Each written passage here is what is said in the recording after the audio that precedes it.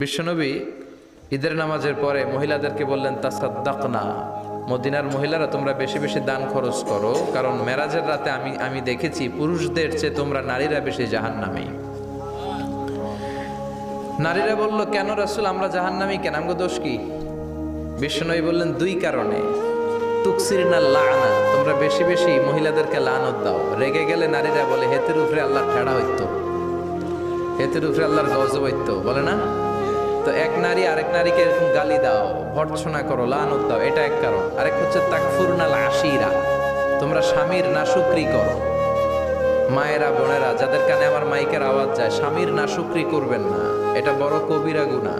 আপনি অনেক আল্লাহর ওলি হতে পারেন, নামাজি হতে পারেন, কিন্তু আপনার স্বামী যদি আপনার উপর নাখোশ থাকে, জান্নাতের দরজা আপনার জন্য খুলবে না।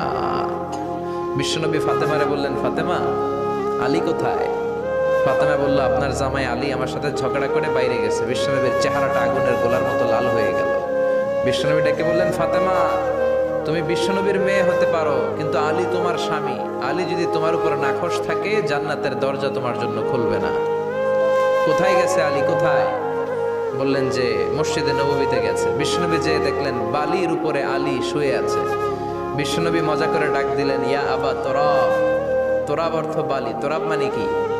বিশ্বনবী ডাক দিলেন, ইয়া আবা তোরাব, মানে হে বালির বাবা আলী, ওঠো। এখন আলী ওঠে না, রাগ করে আসছে।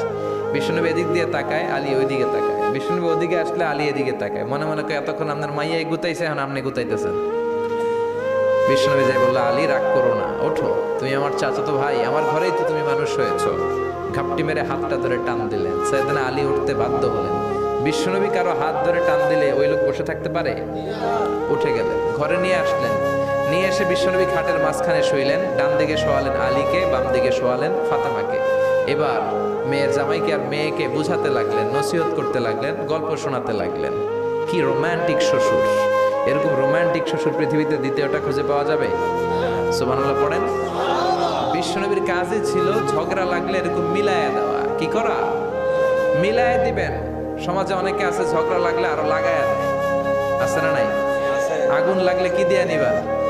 পানি ডালতে হয়, অনেকে তেল ডালে। কি ডালে? তো আগুন আরো জ্বলে ওঠে। বিষ্ণু বললেন, না, খবরদার, ইসলাহু যাতিল বাইন, মিলায়ে দিবেন।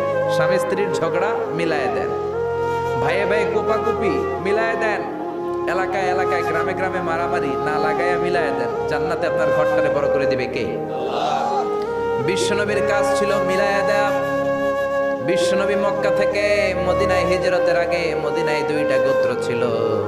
এই গোত্রের মধ্যে 120 বছর ধরে মারামারি। কয় বছর? কেউ এই মারামারিটা বন্ধ করতে পারে না। গোত্র দুইটার নাম হচ্ছে আউস আর খাজরাজ। আউস খাজরাজের মারামারি। বাবা মরে যাওয়ার সময় ছেলেরা ওসিয়ত করে যায়, নসিহত করে যায়, বাবারে আমারে কোপাইছে, তুইও কোপাবি। ওই ভোলা আবার নাতিরে কয়, আমারে মারছে, তুইও মারবি। তো বংশ পরিক্রমায় মারামারি চলতেই থাকে, কেউ আর থামাইতে পারে না। বিশ্বনবী মক্কা থেকে মদিনায় হিজরত করতে এসে মদিনায় বাসাবাড়ি করে 7 দিনের মাথায় 120 বছরের মারামারি থামায় দিলেন। কি নবী ছিল! মিলায় দিতেন। ফাসলিহু বাইনা আখাওয়াইকুম, ভাইয়ে ভাইয়ে মারামারি লাগলে মিলায় দাও। স্বামী স্ত্রীর ঝগড়া হলে মিলায়ে দিবেন। এজন্য মায়েরা বোনেরা, বিশ্বনবী বলেছেন তাকফুরনাল আশিরা, মেয়েদের সবচেয়ে বড় একটা সমস্যা হচ্ছে স্বামীর নাশুকরি করে। স্বামী দিতে পারলে ভালো, দিতে না পারলে তুমি আমার জীবনে কিচ্ছু দাও নাই। এরকম আছে না নাই?